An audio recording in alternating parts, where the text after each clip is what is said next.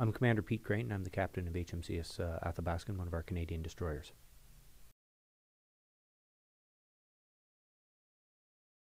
Well, as captain, you're overall in charge of the ship and our ship's company. You have to make sure that everyone is safe while we're out there, but you take all the decisions necessary to achieve your mission, be that a mission of warfare or, as it was in Haiti, a mission of humanitarian assistance. Everyone in the ship responds to you. You're responsible to make sure that they're safe, that the ship is navigated properly, that all operations are conducted under your authority. Well, initially, when I joined the Navy, I was 17 or 18 years old, and you really don't have much of an idea of what you want to do or what sort of a job you want to do for the rest of your life. So I decided to join the Navy, pursue a degree with them, and after a number of years, I really became quite acclimatized to the life, and I think it's a sense of adventure. A lot of people, they go to work, they do the same thing. Their days are the same day after day.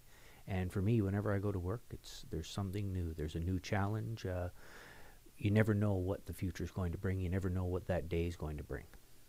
And that's really what interests me about the Navy, about the military life. It's the sense of adventure. For me, it was quite a short tour. I was only in command of Athabascan for 15 months. But it was 15 months that were extremely busy.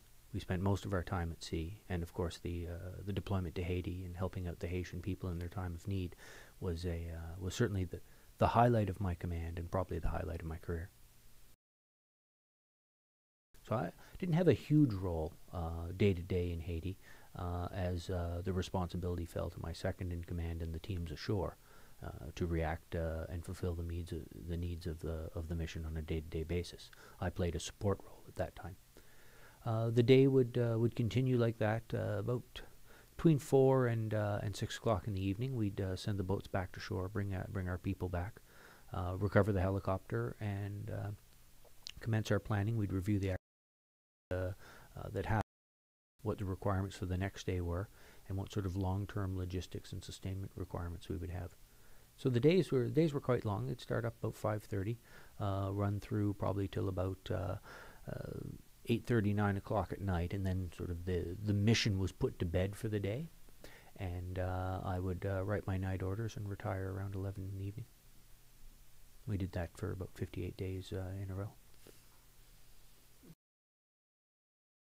So one of the benefits of having a Navy is that when it's needed somewhere in times of crisis, you send it. Off it goes. You can prepare it in a minimum amount of time, and because it takes time to get there, we essentially go there at 25 miles an hour when we go on a voyage across the ocean. So in terms of Haiti, we left Halifax within 36 hours with as many sort of humanitarian materials and tools that we thought would be useful in helping the Haitian people. And then we figured out what we were going to do on the way there. And so it took us about 4 days to get there. We went there at speed. And during that time, we planned the mission.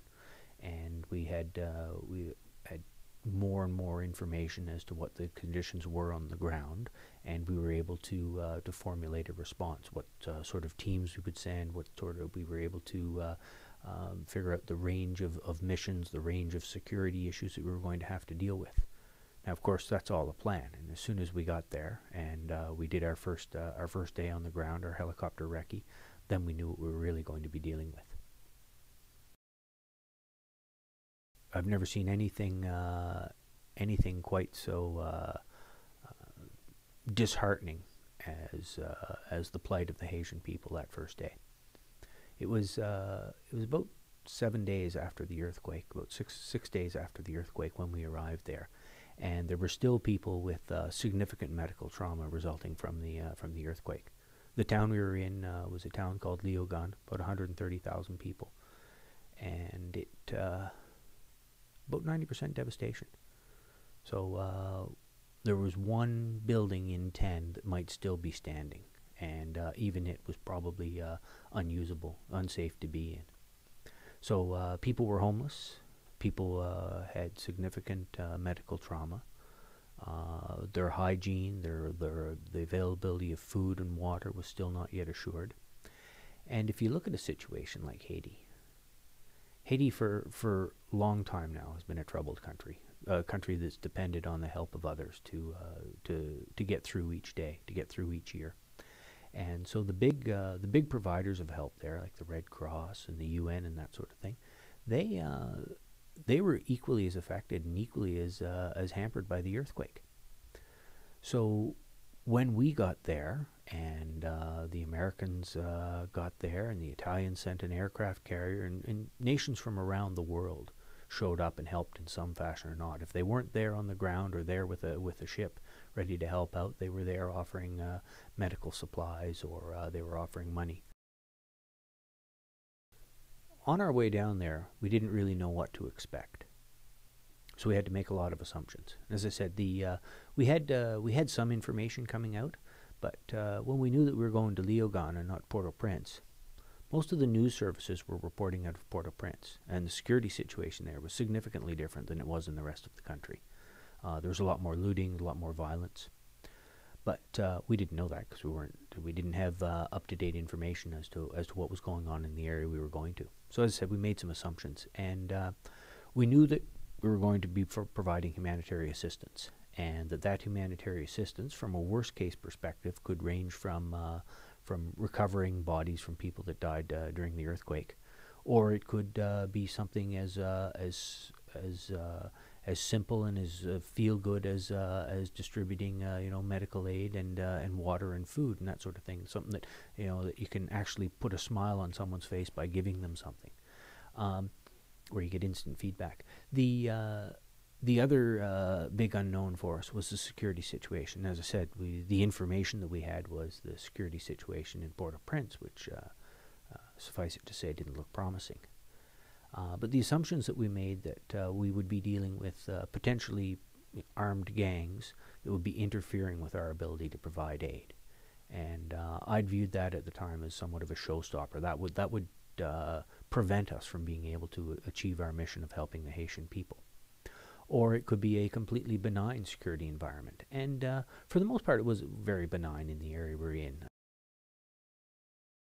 It all turned out very, very well for us. When we, on that first day when we arrived, that's when we discovered that the security situation was far more permissive than we could have hoped for. And that really allowed us to focus on aid, not on security. So for each group of workers that I'd have, about 20 strong, out doing good, I probably only had between 2 and 4 people providing security for that group. That allowed us to maximize our efforts. And we stepped in and we provided some of that water infrastructure that had been destroyed by the earthquake. So instead of water trucks being delivered, we would take about 1,000-liter big plastic barrel. We'd fill that up because we have phenomenal water production capabilities in the ships nowadays. And so we'd use that excess capacity, fill up these barrels, fly them ashore, slung underneath the helicopter, and it would create quite a stir. Kids and adults and that sort of thing, would come where the excitement was, where the helicopter was, and they'd have their pails and that sort of thing, and they'd get fresh water. And so we were doing daily water deliveries around the town of Leogane. We built plywood buildings, sort of typical North American construction, 2x4s and plywood and metal roofs with windows and that sort of thing, so that the orphans would have a place to sleep. And typically in each orphanage we'd build 3 buildings: a kitchen, storage area, and then one dormitory style building for the boys and one dormitory style building for the girls. I was in Scotland. It was my first trip as captain of the ship, and I got a message from our national headquarters asking if I had room for an IMAX crew of about 6 people and some equipment. And they were going to do the trip back from Scotland with us. And I thought, I've got the room, and why not? So I was just heading ashore when the IMAX crew arrived on board. and there's about a dozen people, and quite a bit of equipment. An IMAX 3D film doesn't get filmed with just a couple of cameras. There was a significant amount of equipment. So I looked at that with some humor and departed for my evening ashore, and let the ship's company and the coxswain figure out where all that stuff and people were going to go. And when we set sail, it was a bit rough, and I thought that might be difficult for the IMAX crew to be on the North Atlantic in rough seas on the way back. But it actually turned out to be a bit of a blessing in disguise, because it gave opportunity to get a lot of good footage of ships that were clearly at sea in conditions that are often found in the North Atlantic. So that was my first introduction to Stephen and the IMAX crew.